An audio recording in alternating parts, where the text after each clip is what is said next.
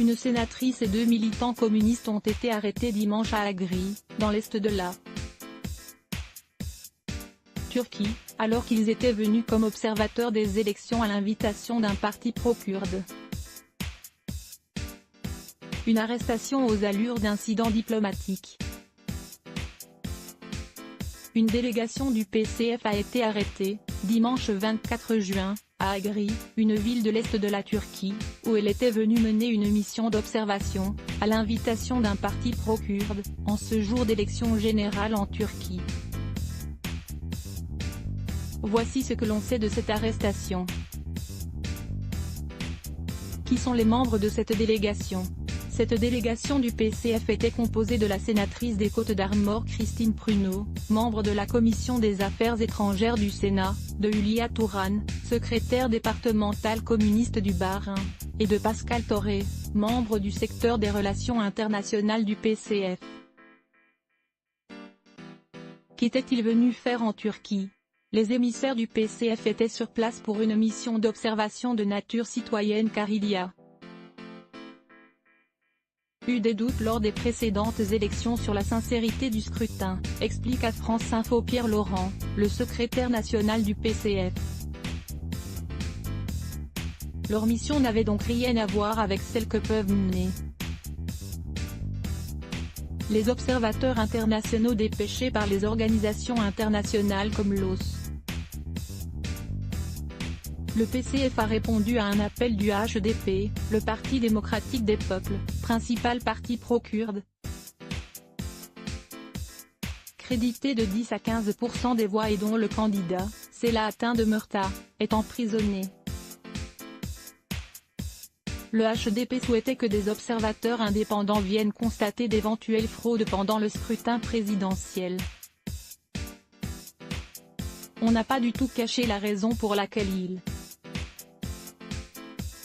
se rendait sur place, assure le secrétaire national du PCF. Plus de 56 millions d'électeurs étaient appelés dimanche à voter pour leur président et leurs députés.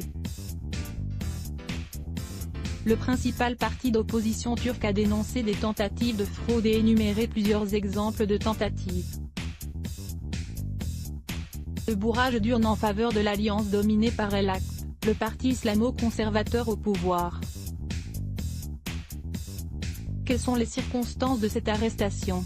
Nous avons été arrêtés à 10h30 et retenus à la gendarmerie jusqu'à 17h.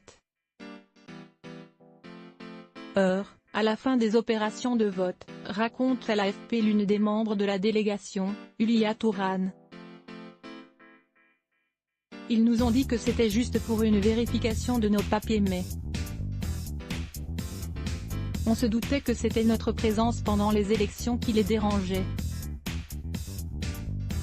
Ils ne nous l'ont pas dit explicitement, jamais, complète la sénatrice Christine Pruneau, auprès de France Info.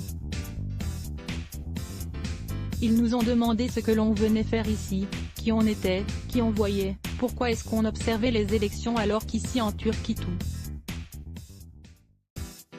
se passe bien, ajoute-t-elle avant de préciser, on était toujours tous les trois ensemble dans une salle et ils nous ont laissé nos téléphones.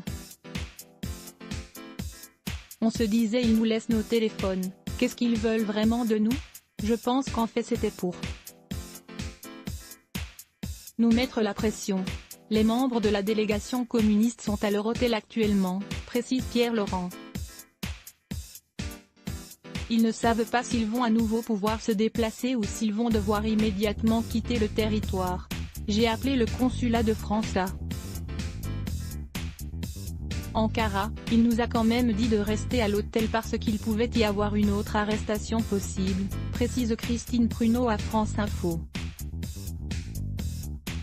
La sénatrice bretonne explique au Télégramme ne pas savoir quand elle pourra prendre l'avion pour rentrer en France.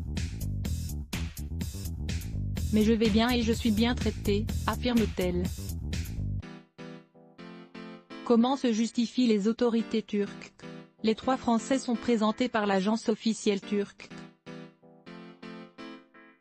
Anadolu comme des étrangers accusés d'avoir tenté de se faire passer pour des observateurs internationaux. Anadolu a précisé que des procédures judiciaires avaient été engagées à leur encontre.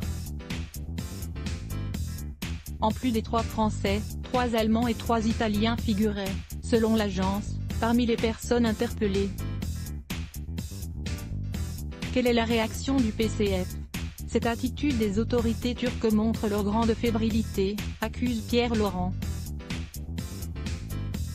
Ils ont été toute la journée empêchés de mener cette mission.